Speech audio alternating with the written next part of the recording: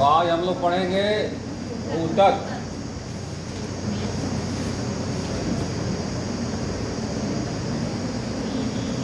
ऊतक को क्या कहते हैं इंग्लिश में? टिश्यू। कोशिका तो सब पढ़ लिए। कोशिका की परिभाषा है कि जीवों की क्रियात्मक एवं संरचनात्मक, तो शब्द उसमें दिए गए हैं ना, क्रियात्मक और संरचनात्मक। उसी तरह ऊतक में भी दो शब्द दिए गए हैं। पहले तो एक इसका है कि कोशिकाओं के समूह।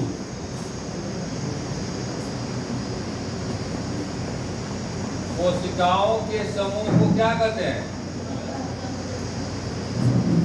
जिसकी उत्पत्ति और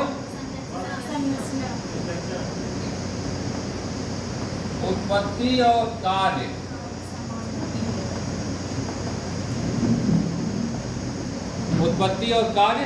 समान है।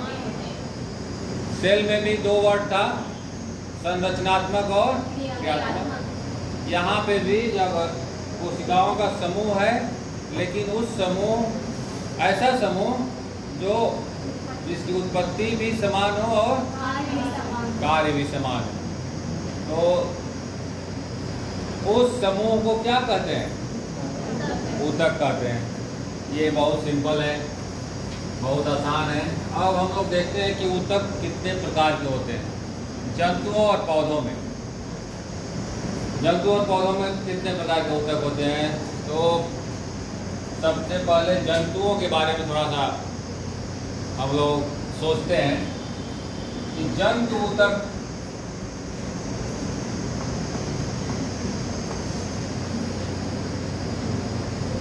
जंतुओं के ऊतक क्या होते हैं? पहला, हिंदी में बताओ। उपकला ऊतक, ठीक है। हिंदी में सही है कि इंग्लिश में? हिंदी में सही है ना? हम सर्वे करके देख लिए हैं कि किस मीडिया पे सही है। तो वैसे तो एपिथेलियल बहुत आसान है लिखना उपकला के कंपैरिजन में। तो पहला ऊतक है जंतु ऊतक में उपकला ऊतक।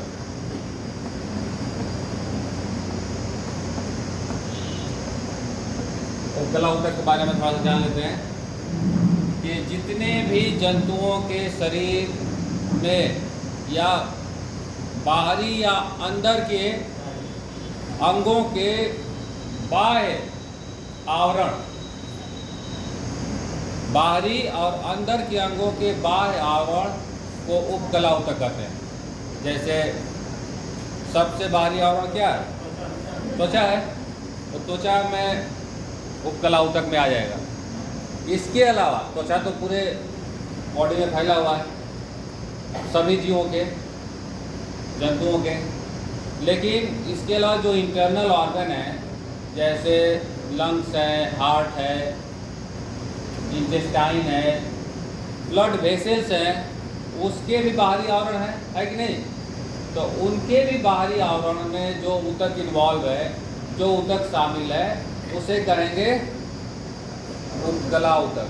और उसके साइज से, मतलब उपकला ऊतक किस किस साइज का होता है, उसके आधार पे इसको 3-4 भागों में बांटा गया है। आप ऐसे कह सकते हैं कि क्या कहते हैं इसके? मोजल कहते हैं जी, हाँ, जो स्क्वायर टाइप का होता है। हाँ, सल्की, ठीक है। जो स्क्वायर के टाइप का होता है, इस टाइप का ऊतक, जो एप्रोक्स स्क्वायर के टाइप का होता है, ठीक है। और अगर यही ऊतक कॉलम के टाइप का हो जाए, कॉलम बनाए, तो उसे कहते हैं कॉलमनर, स्तंभ। जैसे कॉलम बन गया इस तरह से। अब इसका जगह अलग अलग है, जैसे इसमें सल्की कहाँ पाया जाता है? सल्की पाया जाता है आपके लंग्स में। और जितने ब्लड वेसल्स हैं, ब्लड वेसल्स सभी स्क्वायर टाइप के उपकला ऊतक से बने हुए हैं।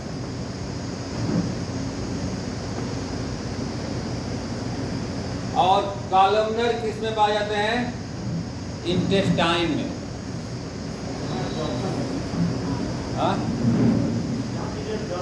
हाँ, जहाँ चीज़ें एब्जॉर्ब होती हैं और सीक्रेट भी होती हैं, दोनों चीज़ें इन्वॉल्व है।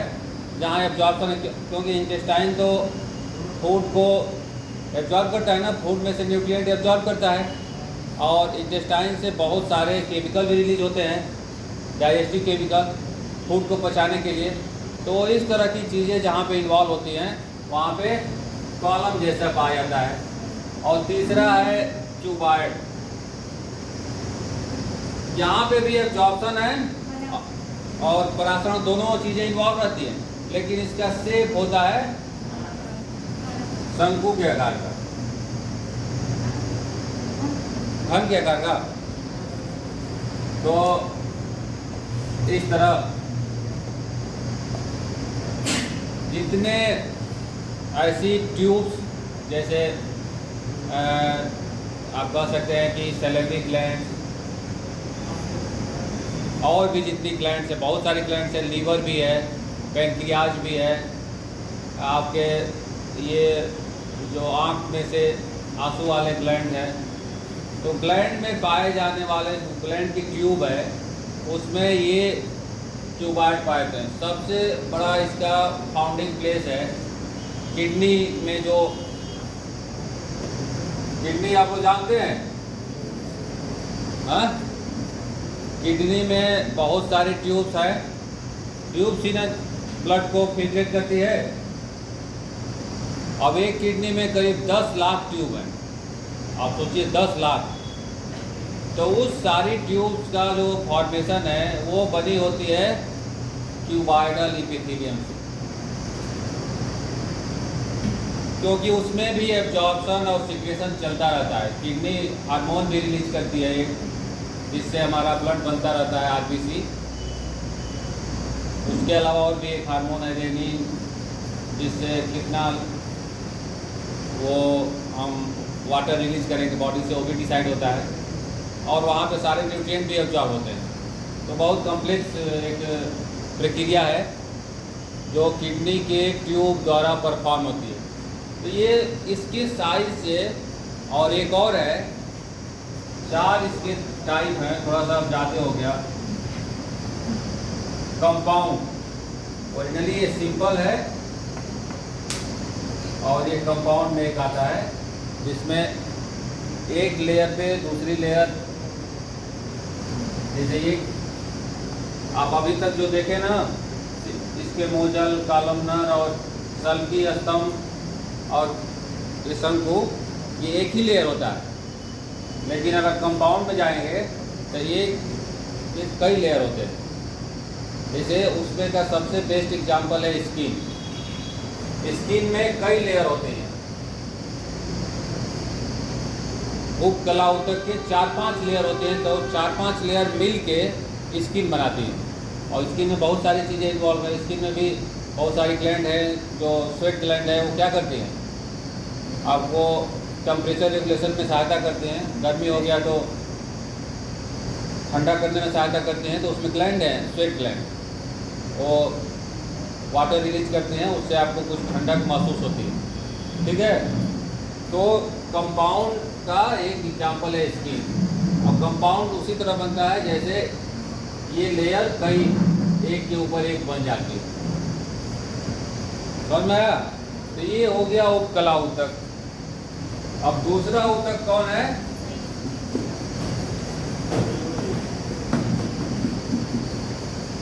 दूसरा कौन है? संयोजी ऊतक।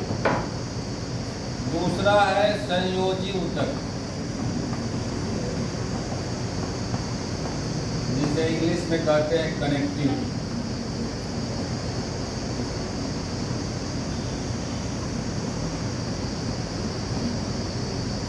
अब संयोजी इसीलिए कहा गया है कि ये जोड़ता है।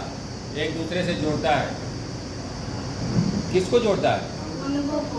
अंगों को एक अंग से दूसरे अंग से जोड़ देता है। इसके 4 प्रकार हैं। एक तो सबसे अच्छा इसका एग्जाम्पल है बोन, दूसरा है कार्टिलेज। ये बोन और कार्टिलेज मिलके क्या बनाते हैं? स्केलेटन। सारा जो अंदर हमारे बॉडी के अंदर जिसके आधार पे हम लोग खड़े हैं, बैठे हुए हैं, वो स्केलेटन सिस्टम ही है, मजबूती प्रदान करता है। और एक है, आप कह सकते हैं उसको एडिपोज टिश्यू। एडिपोज समझ रहे हैं? जिसमें फैट स्टोर होता है। और चौथा है ब्लड। ब्लड ही एक ऐसा कनेक्टिव टिश्यू है जो लिक्विड है। और सब क्या है? ये संयोजी ऊतक क्या है? सॉलिड है। ठीक है, तो बोन के बारे में जानते ही हैं। एक सॉलिड हिस्ट्री, मतलब आप कह सकते हैं कि बहुत कठोर संयोजी ऊतक है। और कार्टिलेज क्या है? कार्टिलेज नरम है। जैसे बोन बहुत सॉलिड है, कार्टिलेज क्या है? लचीली है। जैसे हम कान में कार्टिलेज है, नाक के ऊपर कार्टिलेज है। और जितनी भी लंबी लंबी बोन है, उसके आउटर पार्ट में जहाँ पे एक दूसरे से जुड़ते हैं, वो कार्टिलेज से लगे हुए हैं। ठीक है, तो ये 4 प्रकार है संयोजी ऊतक के।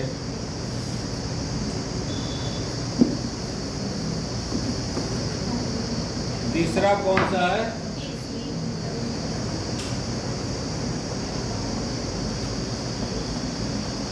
पेशी ऊतक। अब बोन तो आप जान गए कि बहुत सॉलिड है, कठोर है और मतलब रिजिड है, मजबूत है। बोन में ऐसे नहीं है कि वो अपने से मूव कर जाए। अगर आपको चलना है तो बिना पेशी ऊतक के आप चल नहीं पाएंगे। पेशी ऊतक में क्या प्रॉपर्टी है? मूव करने की। उसी में कॉन्ट्रैक्ट और रिलैक्स हो सकता है पेशी ऊतक में। बोन में कॉन्ट्रैक्शन रिलैक्सेशन होता है? कभी नहीं, वो स्थिर है। लेकिन बोन तभी मूव करती है जब पेशी ऊतक उसको मूव करने के सहायता करता है, अदरवाइज बोन मूव नहीं करेगी। तो मूवमेंट एक कलेक्टिव इफोर्ट है, मतलब एक संयुक्त प्रयास है। किसका? बोन और पेशी ऊतक। मतलब हड्डी और पेशी का दोनों मिल के आपको चलने में सहायता करते हैं। आप सीधे होकर चलते हैं। अगर दोनों में से कोई मिसिंग रहे तो बहुत ऐसे जीव हैं जिसमें बोन नहीं है लेकिन मूव करते हैं, तो उसमें पेशी है, बोन नहीं है। तो पेशी ही ऐसा ऊतक है जिसकी वजह से सारे जंतु मूव करते हैं, अब चल सकते हैं। ये भी 3 प्रकार के पेशी ऊतक होते हैं। एक तो होता है ऐच्छिक। ऐच्छिक आप लोग सुने? जो आपके कंट्रोल में है। ये इस बात का मतलब उसको विशेषता है कि जैसे आप आदेश देंगे वैसे करेगा। ठीक है, तो ऐच्छिक है। आप अभी हाथ घुमाना हो तो घुमा दिए, स्विच ऑन करना हो तो एक वो कंट्रोल। और इसका एक और नाम है रेखित।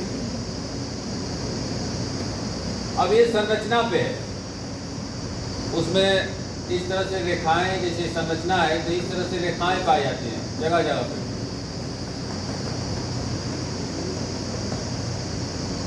तो इसलिए इसको रेखित कहते हैं। और इसका कार्य ऐच्छिक है। एक नेचर इस तरह से हो तो ऐच्छिक कहते हैं, उसकी संरचना ऐसी है। और ये लगे होते हैं किससे? स्केलेटन से।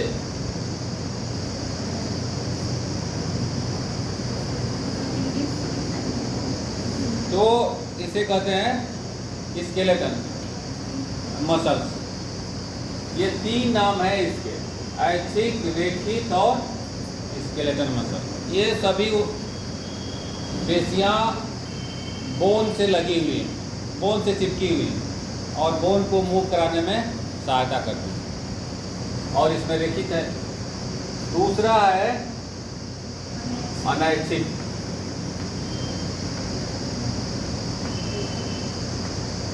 और इसका दूसरा नाम है अरेखिक, और ये बोन से नहीं लगी है, without bone, without skeleton, without skeleton. अब तब बोन से नहीं लगी हुई तो कहाँ लगी हुई है?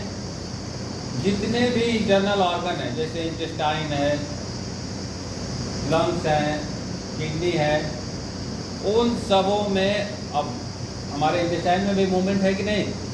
हाँ, तभी वो फूड मूव कर रहा है एक जगह से। 7 मीटर इंटेस्टाइन, 7 मीटर से भी ज़्यादा, लेकिन फूड वहाँ सब ऐसे कॉइल भी है, वो फूड मूव कर रहा है कि नहीं? अगर उसमें से मूवमेंट या मोशन खत्म हो जाए तो क्या कहते हैं? Loose motion. इंटेस्टाइन में जब मोशन खत्म हो जाए तो क्या कहेंगे? Loose motion. तब उसमें मोशन है, और वो मोशन है किससे? अरेखित पेशी की वजह से। उसमें पेशियाँ लगी हुई हैं। अब उसमें अंतर यही है कि वो तेज़ी से मूव नहीं करती जैसे स्केलेटन मूव करता है। स्केलेटन पेशियाँ मूव करती है, स्केलेटन तुरंत मारपीट भी करने लगेगी, बहुत तेज़ी से बॉक्सिंग भी करने लगेगी, लेकिन उसकी जो मूवमेंट है बहुत स्लो है, स्लो प्रोसेस में मूव करती है। और उसमें ये सब देखा ही नहीं है, उसका संरचनात्मक थोड़ा सा डिफरेंस है। किससे? रेखित से। कैसे है? उसका जो संरचना है ऐसे है। अब इस टाइप की संरचना क्या कहते हैं? हाँ? अगर बर्ड की संरचना कहा जाए, बर्ड की, फिश की, तो वो किस टाइप की संरचना है? हाँ? रेखित है वो, उसे क्या कहते हैं? स्पिंडल शेप ना कहते हैं तो जी, उसको हिंदी में क्या कहेंगे? स्पिंडल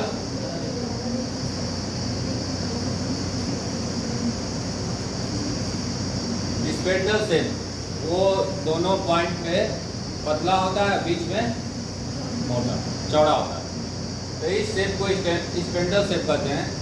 और ये हो गया रॉड ट्यूबुलर शेप, जो मसल्स ये है ऐच्छिक, ये अनैच्छिक इस शेप की है। और तीसरा मसल्स है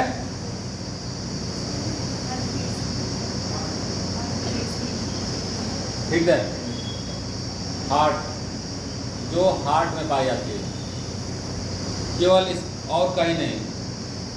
और इसलिए विशेषकृत है कि उसका फंक्शन और संरचना दोनों अलग है। किससे? इन दोनों से। अब हार्ट पे नियंत्रण है, किसी के हृदय पे नियंत्रण है, आप वो पंप कर रहा है ब्लड, तो आप रोक सकते हैं? नहीं रोक सकते। आप रोके तो आपका काम खत्म। तो हार्ट पे नियंत्रण नहीं है। किसी के बहुत सारे गाने बने हुए हैं बॉलीवुड में, हार्ट पे उस पर नियंत्रण ही नहीं। इसलिए नियंत्रण नहीं है क्योंकि स्ट्रक्चरली वो अनैच्छिक है। संरचना के रूप में वो अनैच्छिक उसमें काम करता है, लेकिन फंक्शनली रेखित। वो उसकी संरचना जो उसमें मसल्स पाई जाती है इस टाइप की है, लेकिन ये मसल्स काम करती है अरेखित जैसे। ठीक है। अब इसमें से थोड़ा सा और तेज़ी से काम करने के लिए उसमें कुछ और विशेषताएं दी गई हैं, जैसे कि यहाँ पे ट्यूब लगे हुए हैं, फिर ऐसे हो गया है, सिंगल नहीं है उसकी पेशियाँ। तो हृदय पेशी की विशेषता ये है कि वो इन दोनों की मिक्सिंग है। स्ट्रक्चरली संरचना के रूप में अनैच्छिक है और कार्य के रूप में अनैच्छिक है और संरचना में ऐच्छिक। ठीक है। तो 3 प्रकार के पेशियां हैं हमारे शरीर में या जंतुओं के शरीर में, ऐच्छिक, अनैच्छिक और हृदय पेशी। हृदय केवल पाई जाती है हृदय में, अनैच्छिक इंटरनल ऑर्गन में जिसका प्रोसेस स्लो होता है, और ऐच्छिक सभी बोन से लगी हुई, जिसकी वजह से हम मूव कर सकते हैं, दौड़ सकते हैं और असेंबली में प्रेयर में खड़े हो सकते हैं, कुछ भी कर सकते हैं। अब कौन है? एक जो लास्ट पेशी ऊतक है उसका नाम क्या है? तंत्रिका।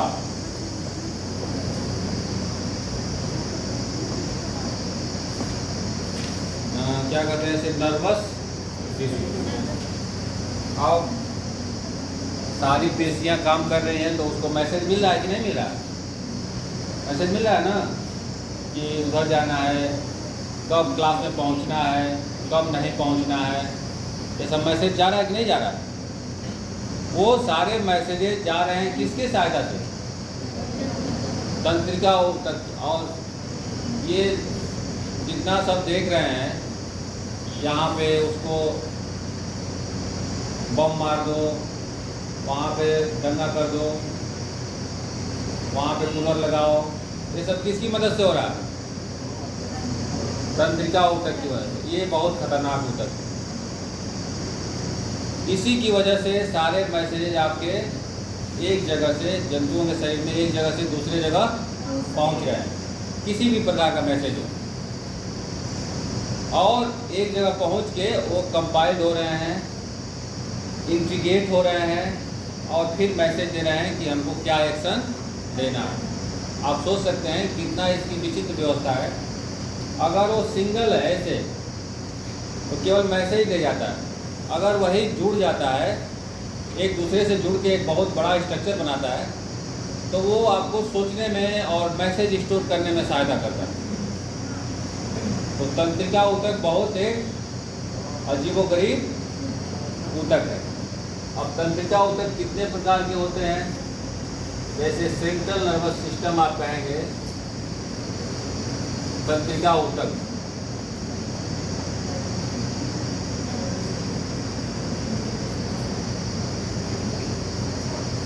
तो इसमें आएगा, एक है सेंट्रल नर्वस। सेंट्रल में कौन सेंट्रल का काम कर रहा है? तो सेंट्रल में कौन आएगा? ब्रेन और स्पाइनल कॉर्ड। ब्रेन तो सब लोग जानते हैं, ब्रेन कहाँ पे है? ब्रेन जानते हैं ना? ज़्यादा दिमाग मत लगाओ, कहते हैं कि नहीं? क्योंकि दिमाग का क्या काम है? सोचना। वो पॉजिटिव भी सोचता है, नेगेटिव भी सोचता है, ये भी सोचता है कि अच्छा इसका रिजल्ट क्या होगा। तो ब्रेन तो यहाँ पे है। और स्पाइनल कॉर्ड, स्पाइनल कॉर्ड कहाँ है? हाँ, स्पाइनल कॉर्ड पता है कहाँ है? हाँ, कहाँ है? स्पाइनल कॉर्ड बैकबोन में है। बैकबोन है ना, तो बैकबोन के बीच में एक स्ट्रिंग या वायर लाइक संरचना है, वायर जैसा, और वो ब्रेन से कनेक्टेड है ऐसे। ओरिजिनली आप ब्रेन को देखेंगे तो ब्रेन का जो संरचना है ऐसे है। सपोज दैट ये ब्रेन है कि नहीं? ब्रेन है ना, तो ये ब्रेन ऐसे कनेक्टेड है इस तरह यहाँ तक। बहुत जगह आप ऐसे ही देखे हैं, यहीं से कट हो गया है, लेकिन ये जुड़ा हुआ है और आपके बैकबोन से नीचे तक जाता है। अगर इसमें भी कहीं पे डैमेज हो गया तो आपके बॉडी का कुछ पार्ट काम नहीं करेगा, नीचे वाला वो बेकार हो जाएगा या फिर नम हो जाएगा। तो यहाँ से जो कट हो जाता है इसको कहते हैं क्या? Spinal cord. ठीक है। और जितनी भी मैसेजेज हैं वो इसके थ्रू होके जाती है ब्रेन में। जैसे हम अभी टच किए गरम, तो मैसेज गया ना इसे, तो स्पाइनल कॉर्ड होके जाएगा, उससे पहले हटा लेते हैं। एक बार आया था आपके एग्जाम में कि रिफ्लेक्स एक्शन क्या है। रिफ्लेक्स एक्चुअली रिफ्लेक्स मीन्स होता है, रिफ्लेक्स मीन्स क्या होगा? सडन, तुरंत। मान लो बहुत सारे एक्शन ऐसे हैं जो आपको तुरंत डिसीजन लेना है।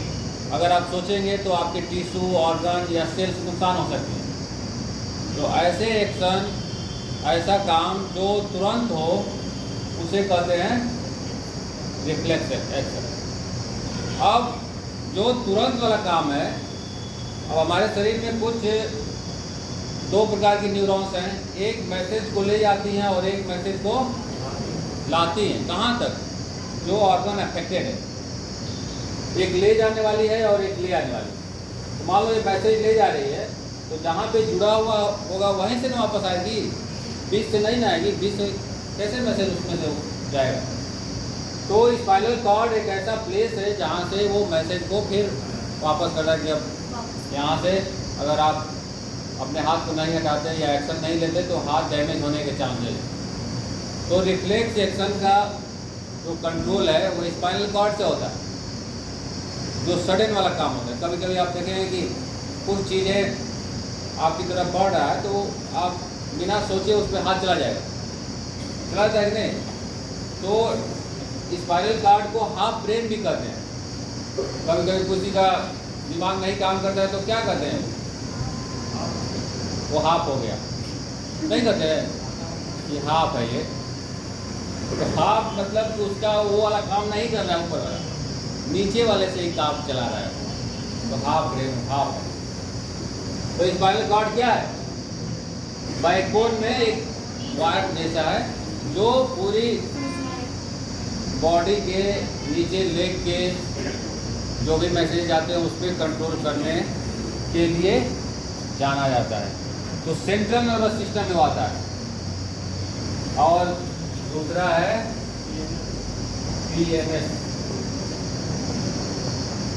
पेरीफेरी, मतलब चारों जो न्यूरॉन्स फैले हुए हैं आगे बॉडी में। पीएमएस में भी दो चीज़ें हैं, क्रेनियल और दूसरा है